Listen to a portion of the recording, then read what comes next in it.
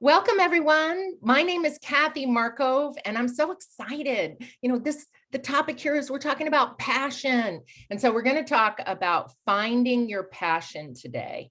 And so let me go ahead and share my screen. I hope you all can see that.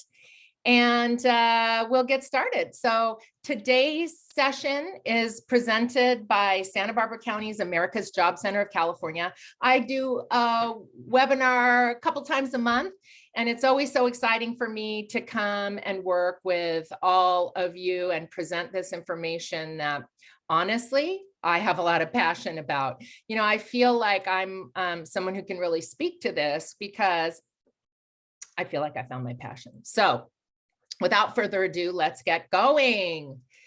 So again, finding your passion. We're going to look at working styles, what you love to do, and what people are going to pay you for, right? It's one thing to love something, but are people actually, do they need it? Are they going to pay for it? So I'm going to present actually 3 different theories for you today. And the whole idea is to get to that statement there. It's not my work, it's my passion. And I just feel so fortunate that I had the opportunity. I got some really good feedback and was able to do some work in an area that I just love, which is training and development. So for me, doing these workshops is really fantastic.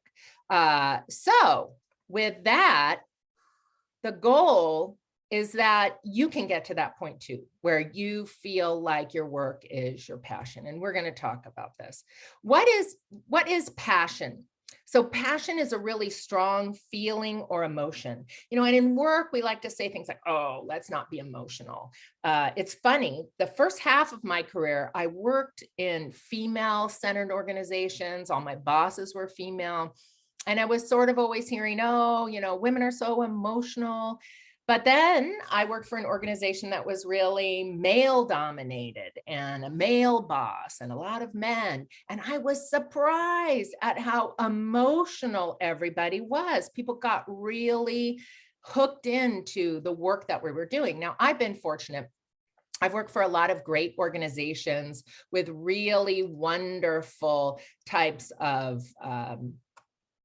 missions, mostly work in either federal government funded programs. I was a Peace Corps volunteer. I worked for the Peace Corps. I worked in the federal workforce system, which I think is really remarkable and important work to do. I also work for a lot of nonprofit organizations, and I've worked for myself. So I do have a lot of strong feeling and emotion towards the work that I do, and I'm passionate about it. And I would say a lot of people have passion. We want to make sure it's the positive, strong feelings and emotion, and that they're productive in the way we demonstrate them, not negative emotions that are destroying things or ruining our professional reputation. I have some workshops on that. But your passion. What do you feel strongly about? What makes you happy? What makes your heart sing? This is really important. And some people say, oh, it's work, that's unrealistic. No, it's not. You can love what you do and do what you love. But this is not just going to fall in your lap. You have to do some work. And so this is what we're going to do in this workshop. I'm going to give you an opportunity to do some work. So find a piece of paper, just any old piece of paper and a pen, because I'm going to actually ask you a lot of questions. And I want you to be able to take notes on where you are with these things to help you determine where your passion lies. And in fact, when we have a job that speaks to our passion and gives us a lot of energy, our confidence level goes up. But there are some factors that have to be there, right? We have to be doing something we're good at, that the world thinks is important, that people are willing to pay us for.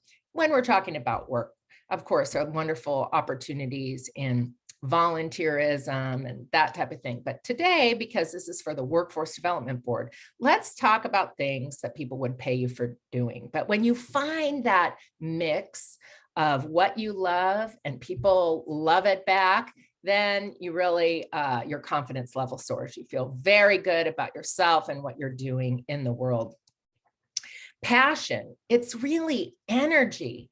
It's feeling that power from focusing in on what really excites you. You know, long ago, many, many years ago, there was a speaker that I saw.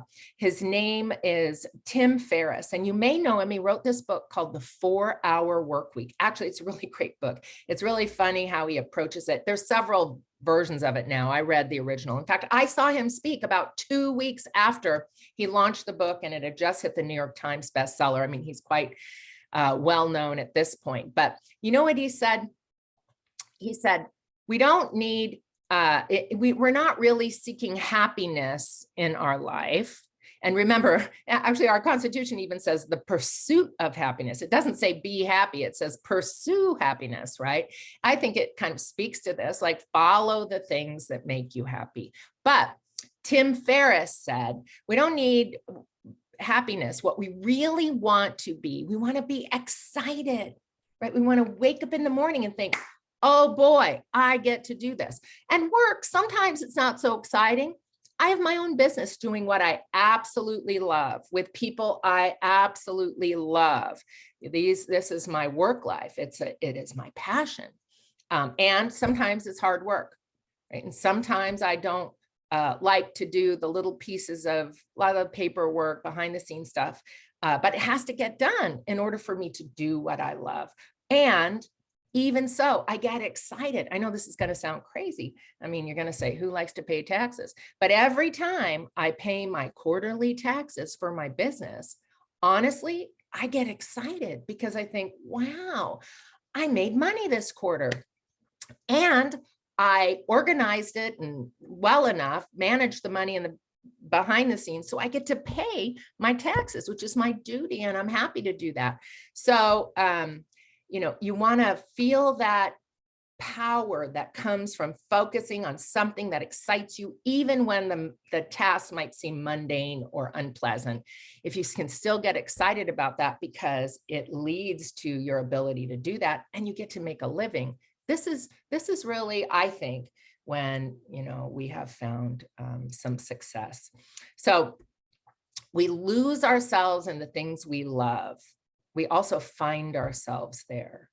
So again, in this class, I want you to think about, and I'm going to ask you some questions, so get that piece of paper out.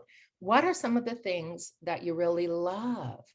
And how could you put yourself in a position where you get to spend more time there, right? This is what we're talking about today, finding ourselves in the things we love. So on your piece of paper, I want you to think of a job that you would love to do. Think of a job that you would love to do. Write it down on your piece of paper.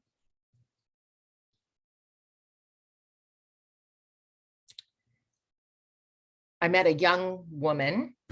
She is in a program. She has her bachelor's degree and she's in a master's program on the path to becoming a CPA, a certified public accountant. Now that's a long road. There are lots of big hurdles and tests. It takes time. It's like any major profession, like becoming a doctor or a nurse or a lawyer or any kind of professional where you have these titles behind your name. It's a big thing. And I asked her, I said, you know, what would you love to do with your CPA? Like, she loves numbers and she loves people. Perfect for her. What would you love to do? Her name is Amy. And she said, you know, I love baseball. She lives down in San Diego. And she said, I would love to be the chief financial officer for the Padres. I looked at her and I said, well, why not? And she's like, oh, you know, that's just a big dream. I said, no, it's not, Amy. You're in your early 20s. You are on the path to becoming that CPA. Right now, somebody is doing that job, but I can guarantee you in your career, they will not be doing that job your entire career. There will be opportunities and openings for you to get that dream position, right? And one of the things I always say to people is, think this, like the dream that you have. She wants to be the chief financial officer for the Padres, or something better. Put that out in the world. Keep thinking that this or something better. Now, I'm not getting airy-fairy law of attraction kind of stuff. I'm saying a thinking process that puts you in the mind frame to secure opportunities that meet with your passion. So what do I mean by that? This or something better? Maybe it's not the Padres, but maybe it's some other sports team or another baseball team in a place that she'd love to live. I don't know what it would be for her or what opportunities would present themselves. But in some previous classes, I've said that, luck is preparation meeting opportunity. And this idea of you being really clear on what you want to have your work become what you love means that you put it out there, and that the preparation is not just going to school and that kind of thing, but it's your mindset, believing that you can have something like that or better. So that job that you want, again, somebody is going to leave a position. There's going to be opportunity for you. Let's say you want to start a business. Well, there are opportunities out there. So it's important that you keep your sights on it. And this is part of the preparation, in addition to the education, the certifications, the experience, all those things that you want. Years and years and years ago, Bill Gates wrote this letter to his employees. I mean, it was probably 20 years ago. And it was something like, I'm so glad you work for the company, but don't think you're going to be the CEO within 6 months of working here. You're going to earn your promotion. Don't think that you are going to get, a pay raise immediately just because you did well in a meeting. You don't have to get paid extra to do your job. So anyway, he went on and on like this. But what he did say is work hard, prepare yourself, both in the hard facts that you could put in a resume, but also mentally prepare yourself and stay focused on it, because you can achieve it. I'll give you another example about this. I started my career in international development. My husband and I were Peace Corps volunteers in the South Pacific. When we came back, we lived in Washington, D.C., and I used to think, oh, wouldn't it be great to work for an international organization and overseas? And, I didn't have the same mentality that I do now. And I had a lack of confidence. I hadn't found my passion. You see, I wasn't really sure exactly what I would want to do in an international development organization. So how could I even go for something that I had no idea what I wanted to do? Now, I got some great work experience. I did go to graduate school and got a degree in international intercultural management, all these things setting me up. I worked for the Peace Corps as a trainer for many, many years. I did some small consultant work for different nonprofits. And then I had a family and moved back to California, and life kind of happened. And, I was sort of intrigued by that. But since the pandemic, I have had some opportunities to work in more of a global fashion. And I was asked to join a training team for USAID, the U.S. Agency for International Development. So I'm one of several trainers. I work on different training projects in a team fashion. And we are preparing the USAID staff members for promotion within the organization. It's really interesting because about 6 months ago, I was on this project and I was listening to the people introduce themselves and their career titles and what they had done. And I thought, wow, I could have done that. I have those degrees. I have that experience. Why didn't I go for it? And I realized, oh, I didn't have the confidence. And then I started thinking, if I were to work for that agency, what is it that I would want to do? And I thought, no, I wouldn't want to do that. No, that doesn't sound so exciting to me. I thought, I would want to be a trainer for USAID. And then I realized they don't hire trainers to work inside of the organization. They bring in training consultants from the outside. And guess what? That's what I was doing.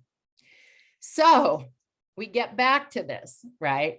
Luck is opportunity meeting a prepared person. Right? And I wasn't even conscious of the fact that I had put that out in the world.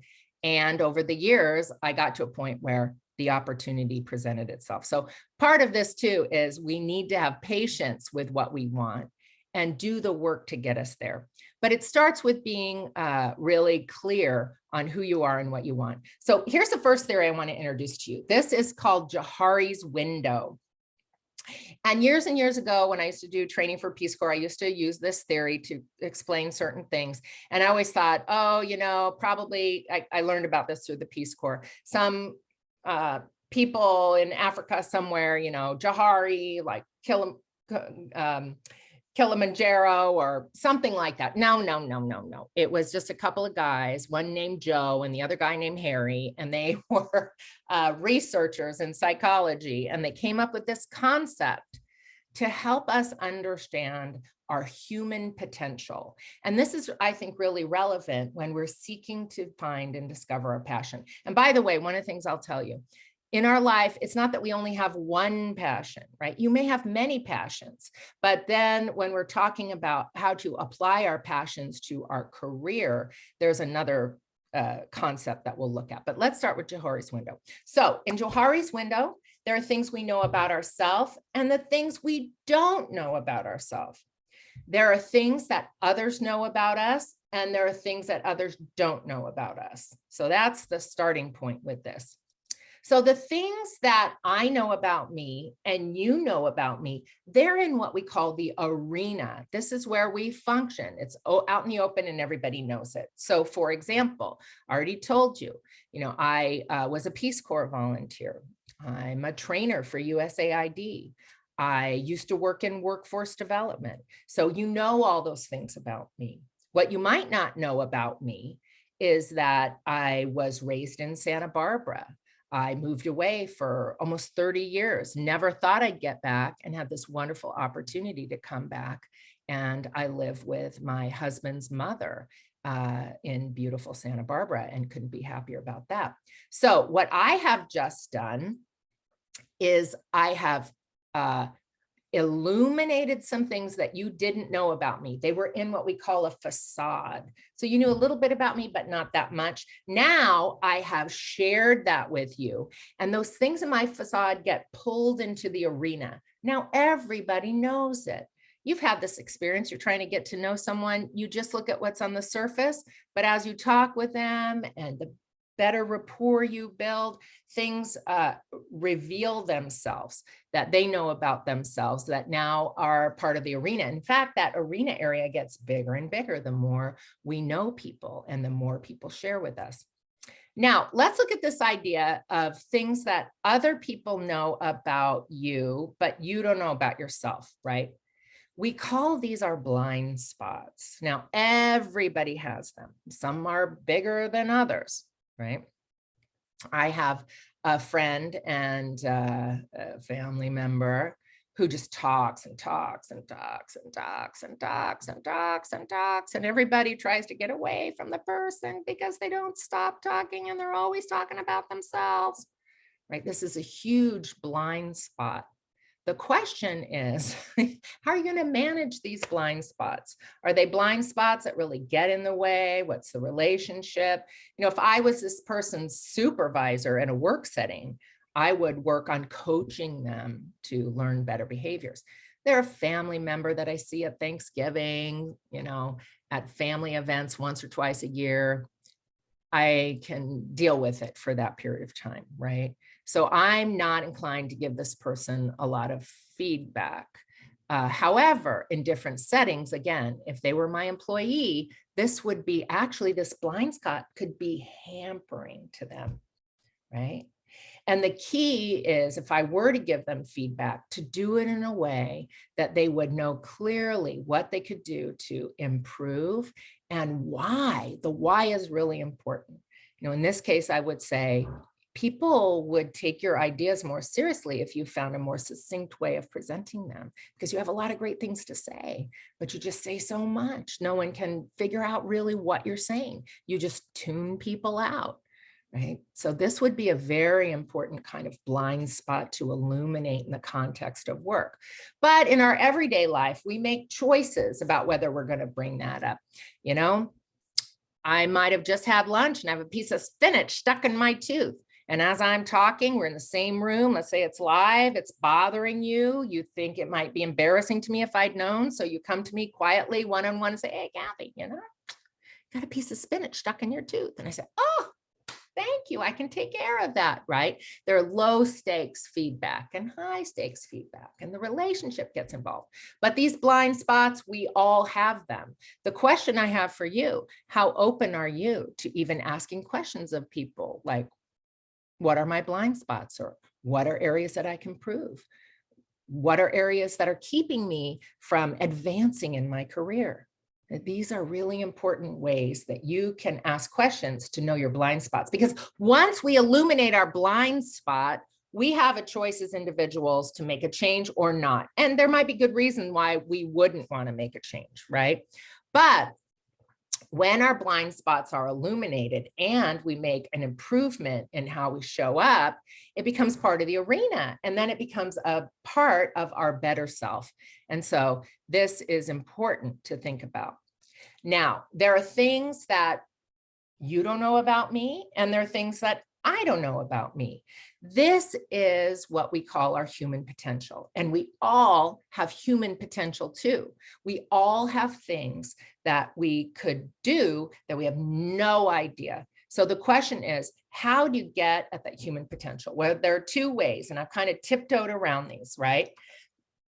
I told you that a blind spot can be overcome by feedback to people, right?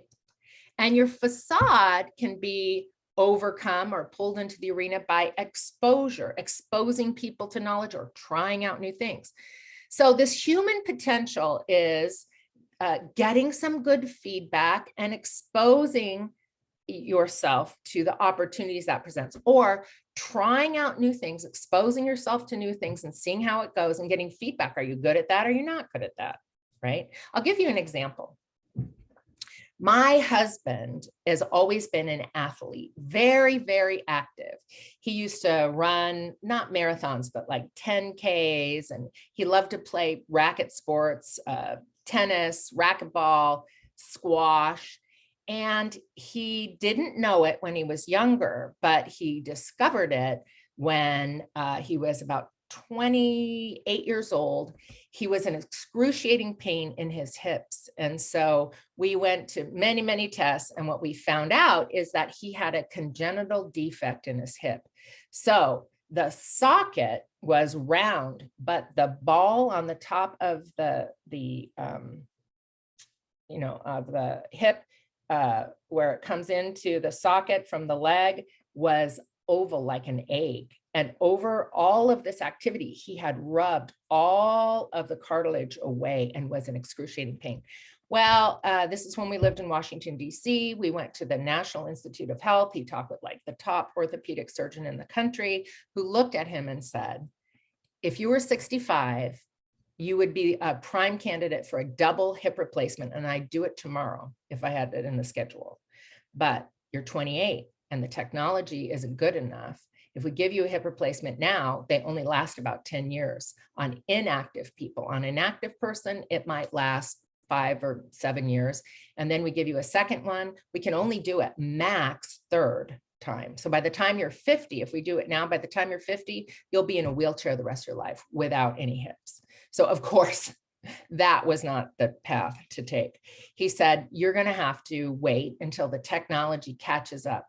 So no racket sports, no skiing, and my husband's a beautiful skier, no running. You should ride a bike and you should swim. You thought, oh my gosh, he didn't want to do that. Swimming wasn't really his thing, right? He tried it, but he didn't have a love of swimming. But biking, he thought, oh, I don't want to do that. I used to ride my bike to school as a kid. I don't want to sit on a bike all by myself. He liked team sports, a competition, until he saw the Tour de France. And he realized, wow, it could be social. It could be competitive. So, well, a couple $1,000 bike later, he's doing these road races. And within 6 months of getting his bike, he had developed a whole new friend network of people who were riding bikes. He'd raised like $3,500 for cancer. He'd gone on a century ride. A century ride is 100 miles in Santa Fe, New Mexico. Get on a plane with his bike with a bunch of buddies, go do this race. He came in first in his age group. I mean, not only did he love it, but he was really good at it. Now, how did that happen? Because honestly, on his own, he never would have gotten on a bike.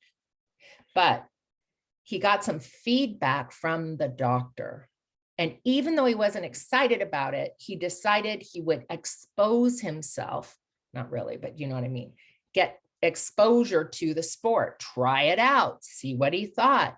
And what was his unknown human potential now is a big part of his life, because from that, he actually it completely changed his career.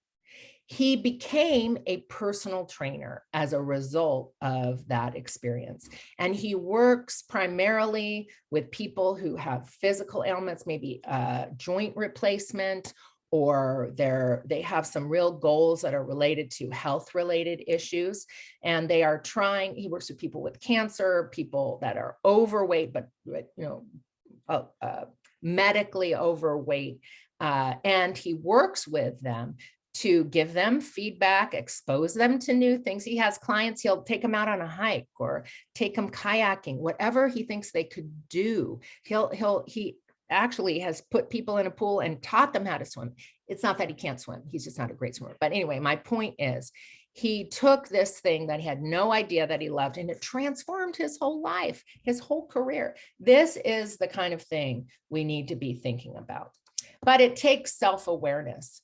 And self-awareness is that ability to take an honest look at your life without any attachment to being right or wrong, good or bad, and to try things, right? So never, ever be afraid to try new things and make some mistakes, because it's all part of life and learning. And so this is, I think, a very exciting thing. And one of the things I want to say is that this isn't only the work of young people. Anybody can do this, right? Colonel Sanders was like in his late 60s, early 70s, when he started a new career making fried chicken. We still have it. How many 100 years later, whatever. So anyway, the thing that's important is to think there's no failure. So you try something and it doesn't work, then try something else, right? We only get feedback, right? We expose ourselves to something new that we've never done and we get feedback. So I want to share with you another lens that you can begin to look through to discover your passion. I want you to think back to a time when you were in school. Think back to elementary school, right? And have your piece of paper ready, because I'm going to ask you a question. And here are the questions. There's a lot of learning theory that teachers and trainers like myself, I'm schooled in adult education, but there are things we can learn from when we're children too. So when we go to school, there are ways we can learn. We can learn by doing. We can learn by watching. We can learn by thinking, and we can learn by feeling. And I'm not just talking about, feeling the table, but what is that emotion or that gut feeling that we get from doing things? We learn from that, right? That's our primary learning of, do we like it or do we not like it, right? Is this safe or dangerous for us? So anyway, these are approaches in certain learning theories that work together. And what we know is that most people have a preference. And I'll give you a story. When my kids were little, my son was probably maybe 1 year old. This was a mommy and me gymnastics class. And my daughter, who is 3 years older, so she wasn't quite 4, but she's probably 3.5, almost 4. We would be able to go together. And her class was more instructor led. with parents watching and supporting. But my son's was very much mommy and me. Mommy and the child were on the floor mat. So anyway, these two classes were at the same time because I wasn't alone in having two little ones. So I'll never forget, we would drive to the gymnastic place and they had this great parking area that was right in front. So I could just park right there, right in front of the door. And my daughter, who knew how to get out of her seatbelt, of course, my son was in his car seat, would just pop off the seatbelt, jump out, run right in. Yay, I'm here at gymnastics, and start tumbling across the floor and doing whatever. She'd just keep going. My son, on the other hand, was different. And his approach was this: I would get him out of his car seat, take him in. I said, go on, honey, go on. I'm with you. I'm right here. And all the other kids would be like on the floor with their parent close, but they would be doing a lot of things. Kids would line up and tumble or whatever it was. Not my son. He would take my hand and he would have me sit down in the side, in the corner. He would sit on my lap and he would just watch. And this was always his pattern. For about the first half of the class, he would just watch what was going on. And then after a little while, he'd jump up and run in with the other kids. And then, of course, I would get up and be with him, but he would now be interacting with the other kids and doing everything. This was very interesting to me, being a student of learning styles, because these are two totally different learning styles. And I still see that play out in their life. My daughter is a doer. She gets an idea, she goes and does it. My son, he has to watch and wait and ruminate and make sure he knows what he's going to do. And then he goes in and does it. They're both have done very well as they have aged. They're both in their 20s now. My son's still in school, but I thought this was very interesting because it really is demonstrating their learning style, which has something to do with it. So I want to introduce you to David Kolb. David Kolb was a researcher in learning theory, and he looked at what he calls the experiential learning cycle. So his thought was, how does how we learn translate into the career success and satisfaction in life? It's very interesting research. It was the focus of my master's thesis for graduate school. Anyway, what he said is this is a cycle of learning: doing, watching, thinking, feeling. Now, he didn't say that we all have to do all of this. He was talking to educators at this point, and he said, if you want to be able to teach all of the people, and again, he was focusing on adults, but it could be for kids. When you design your lesson, make sure there's elements that are doing, make sure there's elements that are watching, make sure there are elements that are thinking, make sure there are elements that are feeling. And we know not everybody will like every part. In fact, most people will not like some part. But if you do that, everyone will be engaged in the learning. This is called experiential learning. So it's not just presenting theories and talking about it, it's having people actually do it and look at how they feel. So anyway, this is that concept. Now, he extended this, and what he said is you want to start with experience, particularly with adults. Draw on what is their experience and get people to reflect on it, to think about the experience they had, to generalize. So to come up with what lessons learned. So you had this experience. Let's stop because life is so busy. What was that experience? What happened in that experience? And then here in generalization, we make meaning of it. What lessons can we learn? What best practices can we have? And then to think about, okay, I've had this experience that I have thought about. These are the best practices and the lessons learned. Now, knowing that, what can I do with it? How can I apply the lessons learned and best practices to go out and have a better experience in the future? So this is what he was talking about. And what he said is that there are 4 learning types that combine different parts of this theory. So there were divergers that like to have experience and then reflect on it. There were those that were assimilators. They did a lot of reflecting on things, and they also were able to put ideas together about it. Then there were convergers, and what they did is they took best practices and were able to translate in that to policies, procedures, the application. And then there were accommodators, and accommodators take all those ways to apply things and make it happen, right? They make it realized. So this is the experiential learning cycle. Now, the question is, get out your piece of paper, because I'm going to ask you, which of Kolb's learning styles are you? So I want you to look at some questions, and then I want you to kind of gauge, what learning style do you think you have? So here's the first one, accommodators. Do you wonder what if? Do you? What I would do, maybe put an X or a square on your paper, put accommodators up here, and just mark, how many of these things you come up with. Yes. Do you ever wonder what if? Do you like to learn from hands-on experiences? Do you, like my daughter, do you jump right in and just get to it?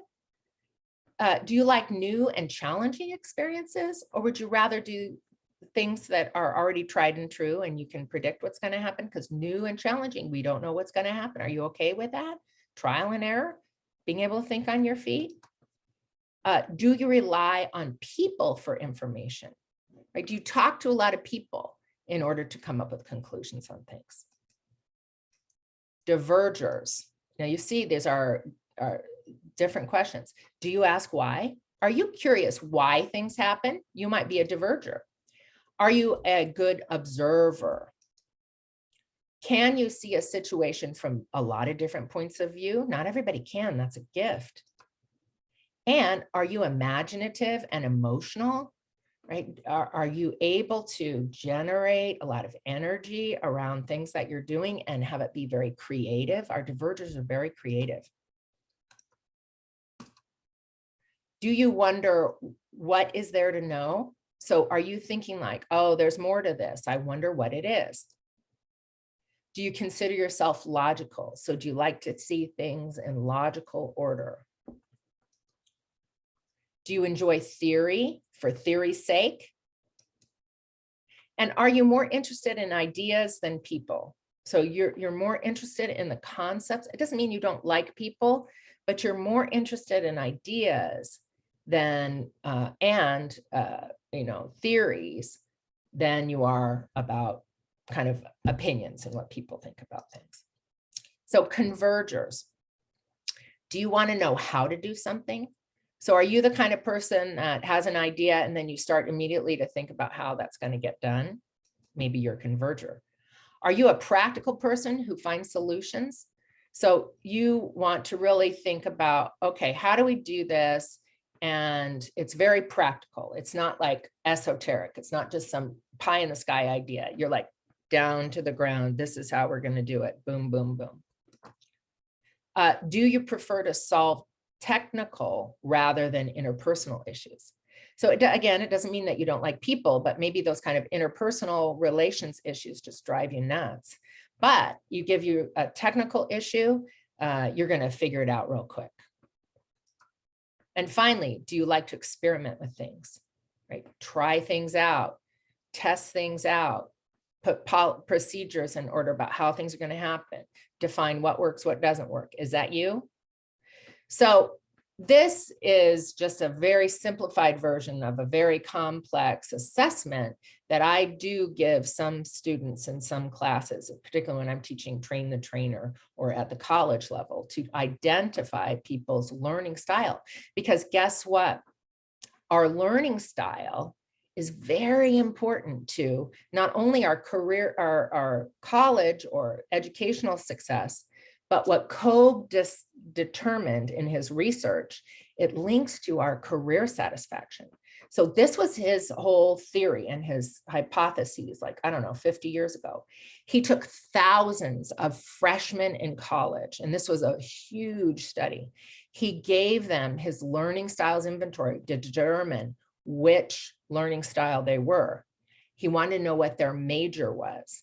And after they completed their degree, he went back and said, okay, what did you end up in? And then he followed them through their career to see what success they had in the career. And there was a direct correlation between their learning style and their happiness in their career.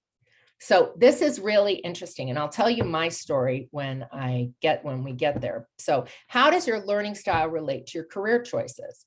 Well, first, accommodators tend to be in the social and business organization, right? They're managers, administrators, educators, human resources, marketing and sales. Now, I'm not saying that they're always the leader, but a lot of times you'll find founders of organizations, I take that back, chief executive officers, people in the C-suite that are accommodators. Not always, but these are the kind of people who think in this way, okay? Our divergers are in the social sciences and the humanities, psychology and social work, nursing, journalism, media, writing, arts. Remember, these are the people that reflect on experience. So they're interested in what has happened and how we can make meaning of that now. And again, I will say there's a creative element. So you might think that nursing maybe doesn't sound so creative, but really a nurse has to be able to listen to what has happened to people and imagine, using creativity, what could be the cause, and then figure it out, right? So assimilators, they are in the natural sciences, information and research. So chemistry, biology, physics, mathematics, research, law. Law, isn't that interesting, right? Information and research. The law field involves a lot of research.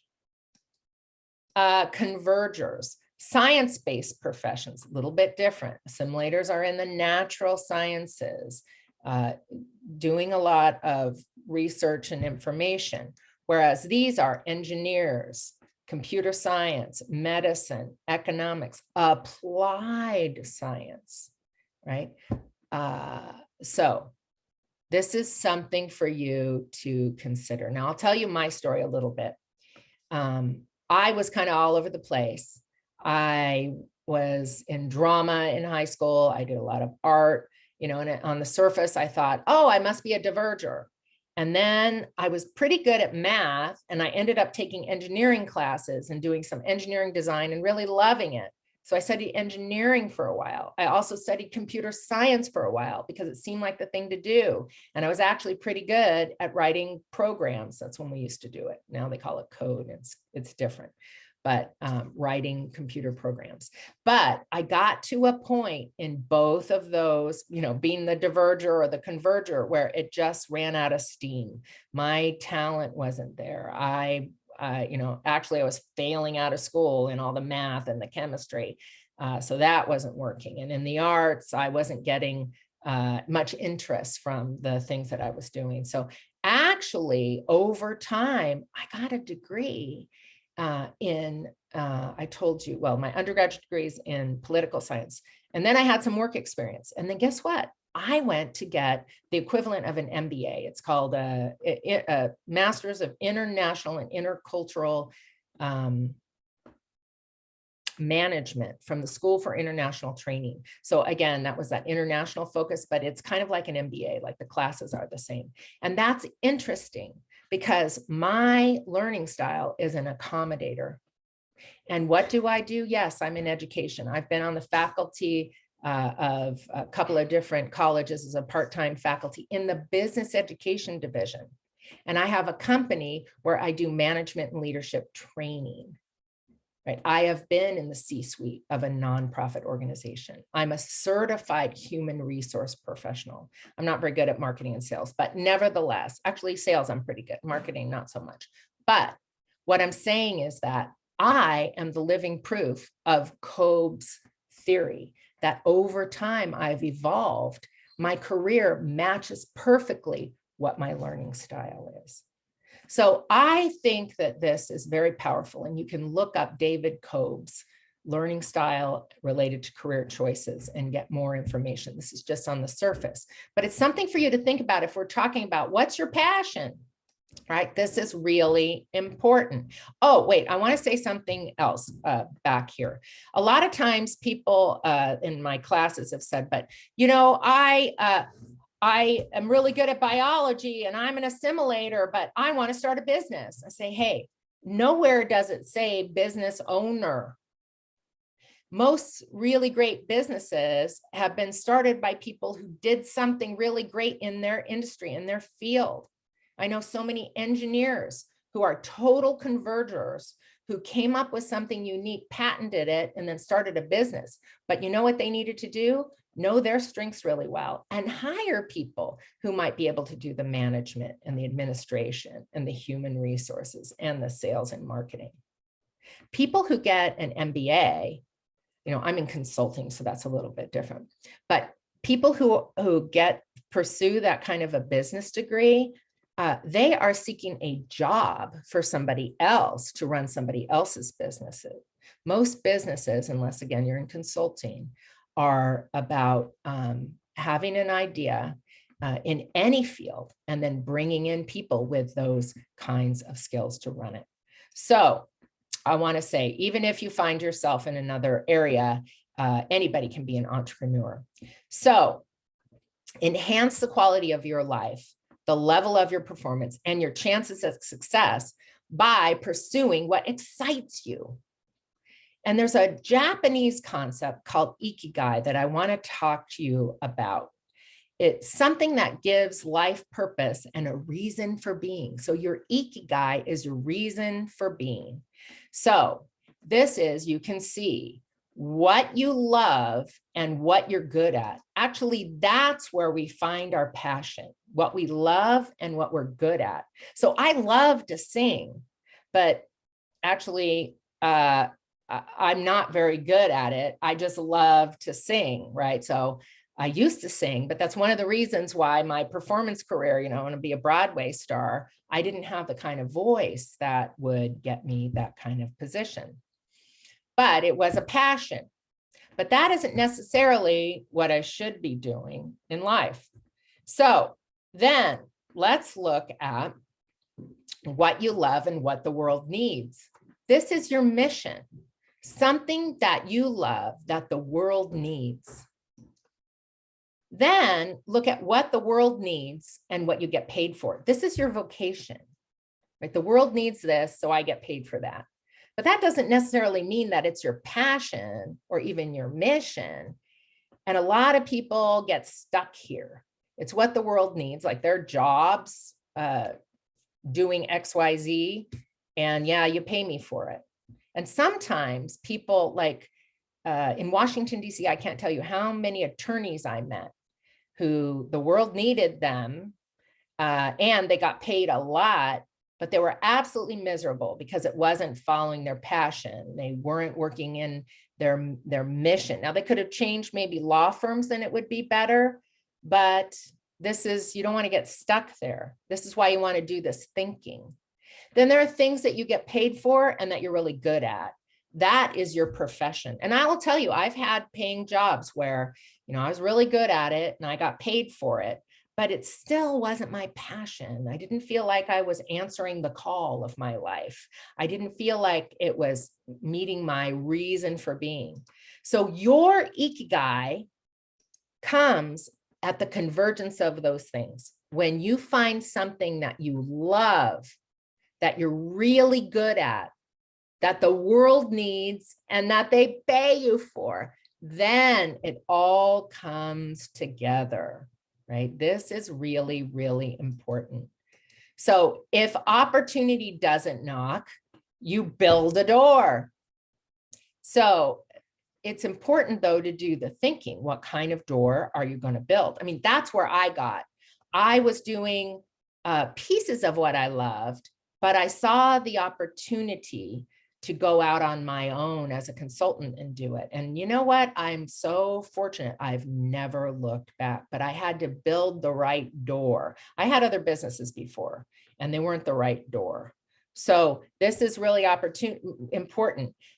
It means you need to know about yourself. And here's one of my favorite people to quote. It's Stephen Covey. He says, In our personal lives, if we do not develop our own self-awareness and become responsible for first creations, we empower other people and circumstances to shape our lives by default.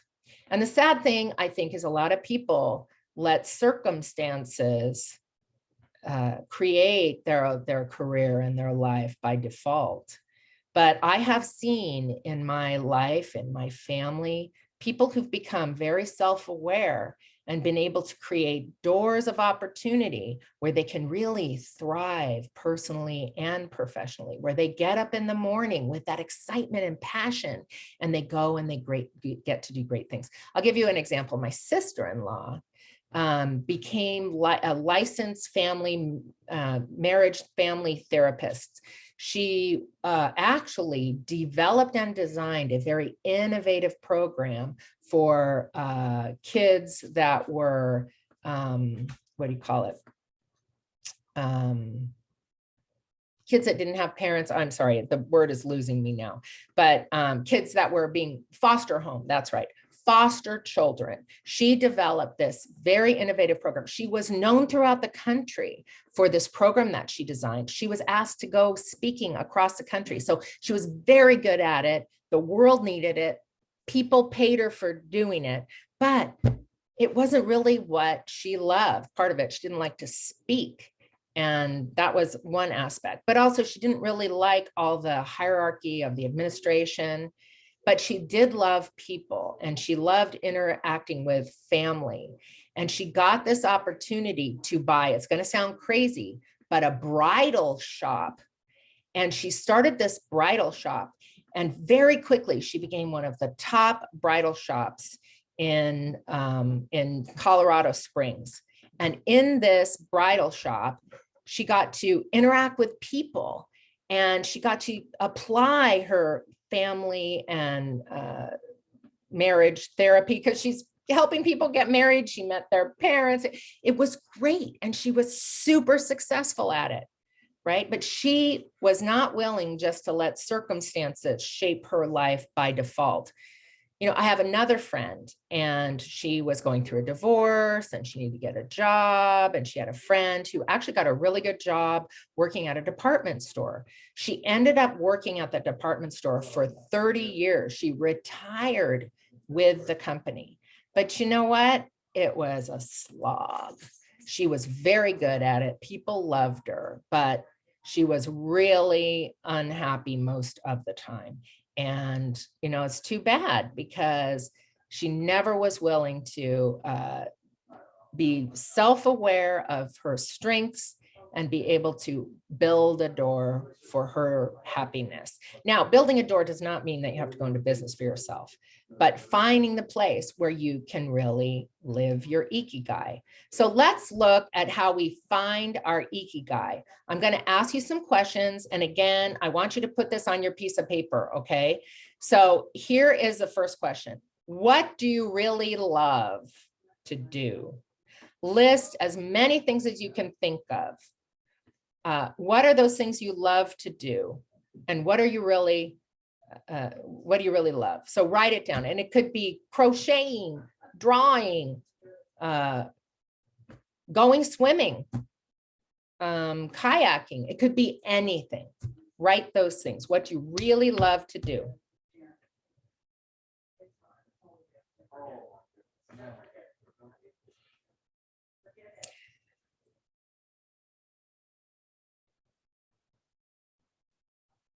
So get at least 3 to 5 things down. And I want you to write the question down too, because in this workshop, you know, I know we're getting close to the end. We're almost done. I don't want to have a lot of time. I would say if you are watching this on the video that's going to be posted in the cloud, stop the video and write down as many things as you can think of.